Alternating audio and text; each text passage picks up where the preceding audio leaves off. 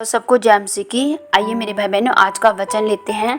आज का वचन, कैसे हम स्वर्गीय मददगार को पाएं। जी, पहला शमूएल 16वां अध्याय उसकी 12वीं आयत। तब वह उसे बुलाकर भीतर ले आया और उसके तो लाली झलकती थी और उसकी आंखें सुंदर और उसका रूप सुडौल था। तब यहोवा ने कहा, उठकर इसका अभिषेक कर, यही है।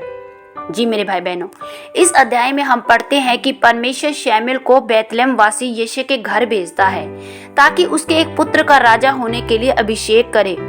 उसके 7 पुत्र थे। उसने अपने 7 पुत्रों को शमूएल के सामने भेजा। शमूएल यिशै से कहता गया, यहोवा ने इन्हें नहीं चुना।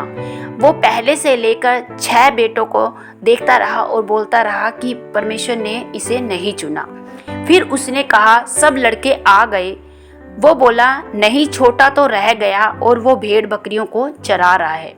मेरे प्रिय भाई बहनों, इस बात में हम क्या देखते हैं कि पहले समय में किसी नबी का किसी के घर आना बहुत बड़ी बात होती थी। यहाँ तक तो अगर कोई नबी किसी के घर आता था तो बहुत लोग बुरा समझते थे, क्योंकि नबी का किसी का घर आना या तो किसी बुरे समाचार को लेकर आना होता था या किसी परमेश्वर के अच्छे संदेश को उन लोगों के बीच में जाहिर करना होता था।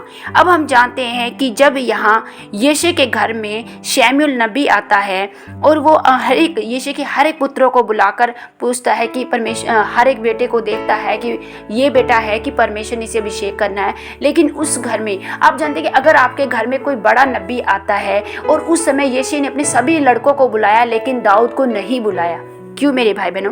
क्योंकि दाऊद सबसे ठुकराया हुआ पुत्र था, सबसे अपने भाइयों में से सबसे छोटा था और उसे अपने परिवार में कभी प्यार नहीं मिला था। जी मेरे भाई बहनों, क्योंकि हम जानते हैं कि दाऊद निरंतर, छोटा होने के बावजूद भी वो निरंतर परमेश्वर के साथ अधिक से अधिक समय बिताता था।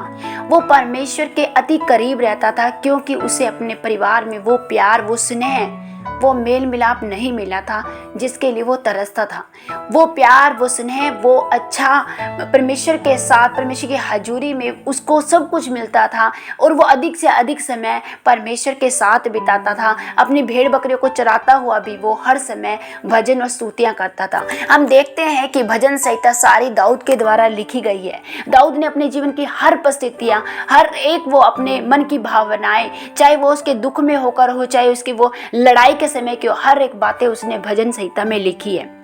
आप सोचते हैं कि देखो, कई बार हम सोचते होंगे कि हमारे जीवन में ऐसी बहुत सी बातें होती हैं कि आप अपने घर में ठुकराए जाते हैं। आपके घर में किसी के साथ आपका अच्छा रिश्ता नहीं होता है। आप किसी के साथ अगर बैठते हैं तो आपकी नहीं बनती है और आपको अयोग्य करार बना दिया जाता है या आपको ठुकराया जाता है।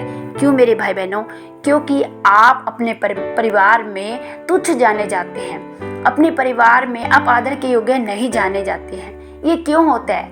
कुछ वजहों से परमेश्वर आपको कुछ समय के लिए, कुछ टाइम के लिए परमेश्वर आपको अपने परिवार से, अपने प्रियजनों से, अपने मित्र दोस्तों से आपको दूर रखते हैं ताकि आपके जीवन में प्रभु आपकी बड़ी बुलाहट को आप पर जाहिर कर सके। देखिए, हम जानते हैं कि यहाँ दाऊद के प्रति परमेश्वर की एक बड़ी बुलाहट थी और परमेश्वर ने उसे अपने परिवार से अलग करके रखा। क्यों? ताकि जो प्यार उन्हें उससे नहीं मिला वो प्यार परमेश्वर से उसे मिले, और जो बुलाहट परमेश्वर उसके लिए रख रहा था उस बुलाहट के लिए वो परमेश्वर के पास हर समय अपने आप को समर्पित करे।